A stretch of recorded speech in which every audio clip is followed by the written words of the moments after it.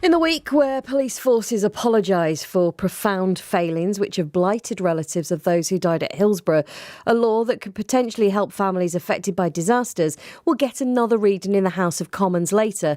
The Public Advocate Bill, part of the Hillsborough Law campaign, would provide families affected by disasters with an official, and that official would then act on their behalf.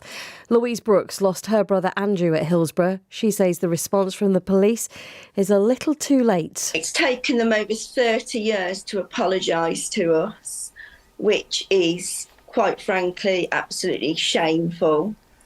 And I feel that whilst these officers keep getting away with it and they are not ever held accountable, nothing will ever change.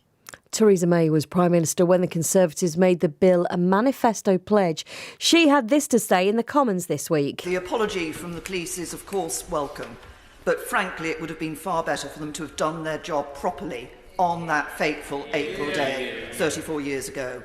If they had done so, families of the 97 and indeed the whole Liverpool community would not have gone through the suffering and anguish that they've had to bear over the last 34 years. Andy Burnham, who backed the move when he was an MP, shares Theresa May's frustration. Theresa May, rightly, who was brilliant on Hillsborough, and I worked with her on it, brought in Bishop James to do this review. She was saying so that their experience means things are better for the people who come after him. But his report's been on a shelf in Whitehall for 5 years. That's totally disrespectful to those families. Earlier this week, the National Police Chiefs Council and the College of Policing admitted policing got it badly wrong in the aftermath of the fatal stadium crush and said a range of key lessons had been learned. I'm joined now by the Merseyside Labour MP who is bringing the Private Advocate Bill to the Commons. Maria Eagle represents Garston and Halewood. Good morning to you. Hello. We'll come on to the bill shortly. Firstly, though, I must ask you, what did you make of the National Police Chiefs Council and the College of Policing statement this week? Well, it said sorry, and that's good, but it only did so after 34 years and after all the attempts to hold police to account for what went wrong on that day have been defeated. So nobody's been held to account in the South Yorkshire Police for what happened at Hillsborough.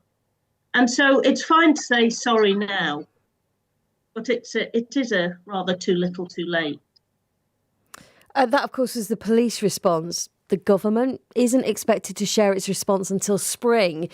Do you think there could have been one sooner?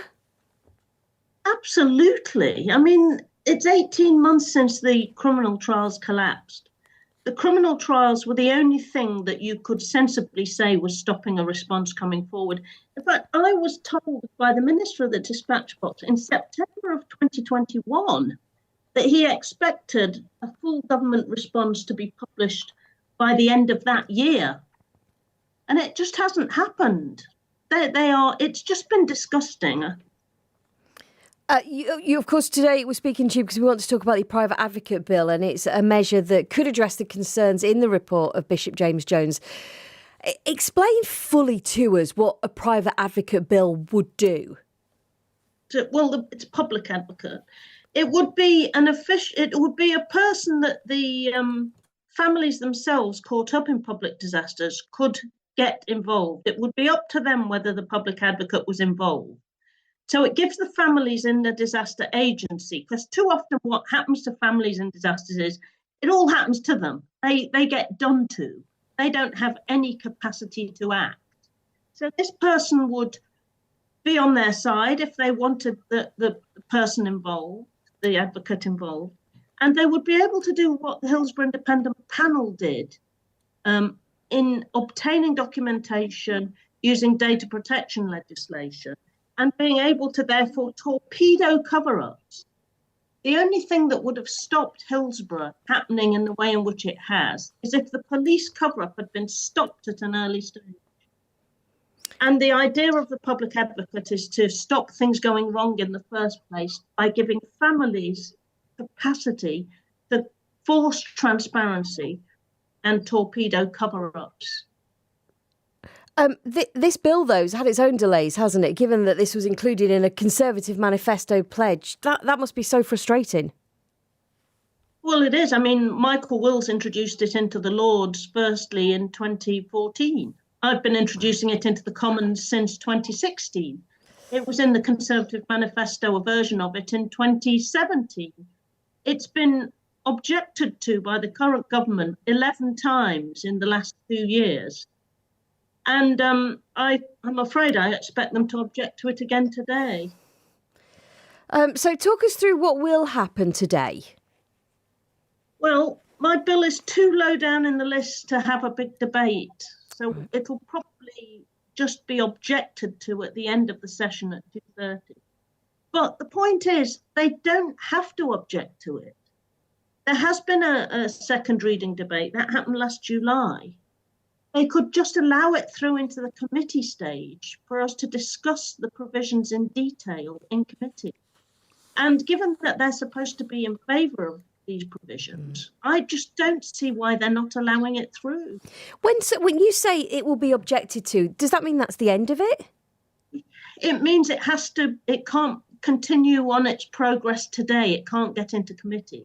I would have to then put it back into the next opportunity for the second reading to be completed. So the government whip shouting object, or indeed anybody else shouting object, would be enough to delay it again. And do you have, if you're saying the government whip is shouting object, I mean, I try so hard to, my job is to be on the fence and not lean one way or another. But I find it very hard to understand what the objection would be. Do you have any clarity as to what their objection would be? Well, I've met a number of government ministers over the last couple of years intensively to try and get them to agree to go take the bill forward and some of the other measures in the Hillsborough Law campaign. But there's already a bill in the Commons on this particular aspect. I've been trying to persuade them. They keep telling me that they're in favour of it. They like the idea. They're thinking about doing it themselves. But they just will not allow the bill to progress. And I haven't had a good explanation for that. And it is deeply frustrating. But I'm not going to stop. No. I won't stop trying. That's the key thing. I think it was absolutely apparent on Wednesday in the urgent question. There is widespread support for this bill across the House. And we are going to make the government do it. But what can we do? Do we need to write to our local MPs to show support? What do we need to do? Because I'm fairly sure that across Merseyside, people will be saying, as people near to Grenfell will as well, and other horrific disasters that have happened over time within our society, who would need an advocate. What are you asking as an MP who desperately wants to get this through to committee? What do you need people to do? Is there anything people can do? Well, I think getting their own MPs to back it is a good thing. I think, as you saw on Wednesday, there were lots of MPs backing it who were equally frustrated and they weren't all Labour MPs either. And so I think that just building support for it, the idea, and forcing the government to get on with dealing with this issue is the key thing. I thought that the minister on Wednesday, Chris Philp, was shocked rigid about the battering that he got, because he did get the battering, and that may make him pull his finger out and sort things out. Well, you mention him, of course. Yvette Cooper, Shadow Home Secretary, asked that question in the Commons about the police response because Suella Braverman wasn't there. Would you have thought that she would have been there herself?